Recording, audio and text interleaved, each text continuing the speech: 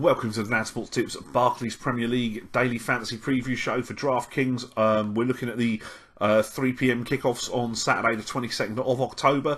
We're looking to construct a lineup of a goalkeeper, 2 defenders, 2 midfielders, 2 forwards and a utility player. Using our budget of $50,000, points are scored like this.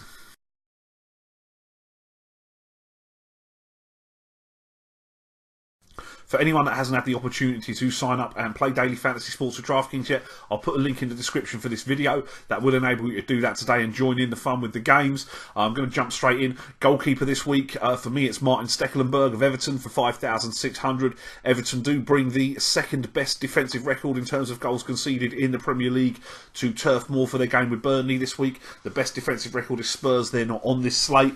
Burnley themselves create amongst the lowest amount of chances and efforts on goal in the Premier League, and as such you are paying 5,600 for the clean sheet and win bonus points here. Save chances should be minimal even on the road, but Stekelenburg looks set for a solid effort for Everton today. Looking at our defenders this week, Hector Bellerin of Arsenal for 5,300. Bellerin is a fullback who loves to use his pace and get forward to support the attacks out wide.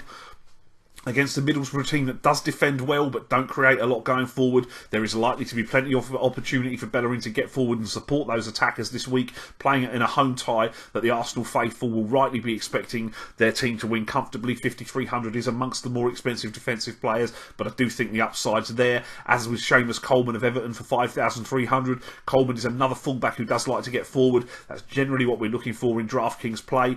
He does get involved in attacking play, and against Burnley, despite it being an away game, there should be plenty of opportunity for all the Everton forward players. Burnley themselves, as I said, with Stekelenburg, do create the least chances in the Premier League on average. Everton should dominate possession, create plenty of opportunity for Lukaku. He has put his name on the score sheet. Coleman, that is, once in 5 outings this year, usually supplies 4 or more crosses as well, and he does have the added bonus of clean sheet chances this week. Winston Reid of West Ham for 3,700. He gets forward for set piece plays, so he does have outside chances of efforts on goal against Sunderland, but a West Ham defence that has shored up a little bit in recent games after an atrocious run faces a Sunderland team that sits in the bottom 3 of the league in terms of chances created. It's tied for Burnley with the least goals scored this season. A clean sheet does not look out of the question for the Hammers today for a second consecutive game, and Reid can capitalise. And Jeff Cameron of Stoke for 4,300. Stoke are another team with a poor defensive record, but a soft matchup this weekend against Hull, who don't create much and average just a goal a game. Does give added clean sheet bonuses for Cameron. Cameron does get forward at set pieces as well, so can notch a goal on occasion. And I think for 4,300, he offers you decent upside at a reasonable price, which will enable you to spend more on your midfielders and forward plays.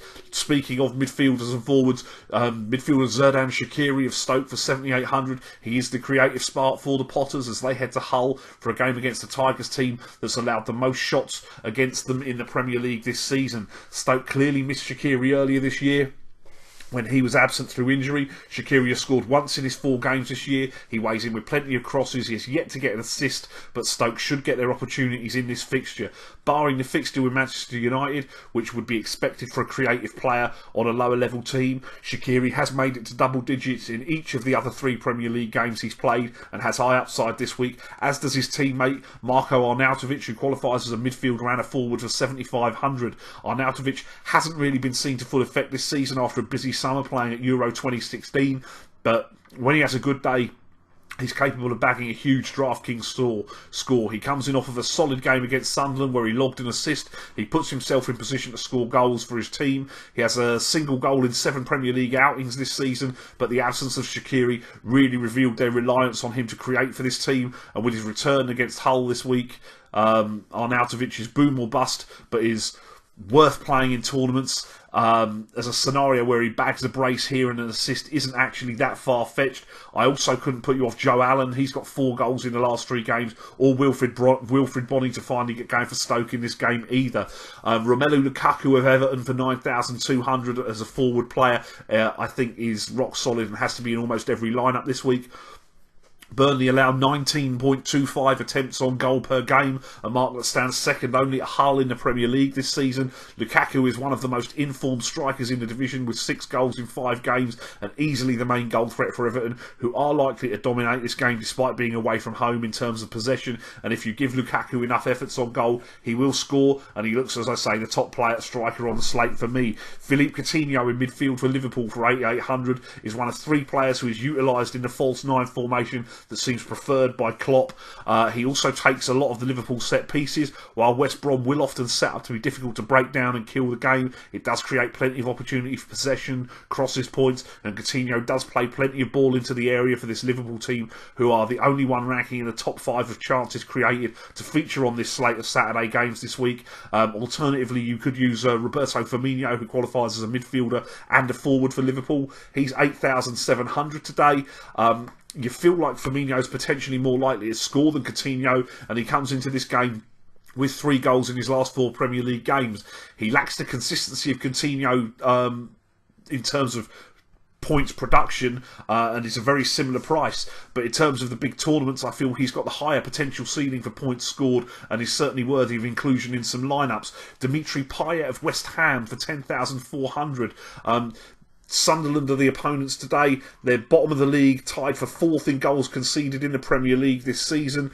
I would imagine that Moyes will have Sunderland set up to be solid at the back, and as such could cede some pressure and possession to a West Ham lineup that is useful going forward, with Payet the catalyst and set-piece taker that has exceeded 20 points in 50% of his Premier League outings this year since his delayed start to the year following a deep run with France at Euro 2016.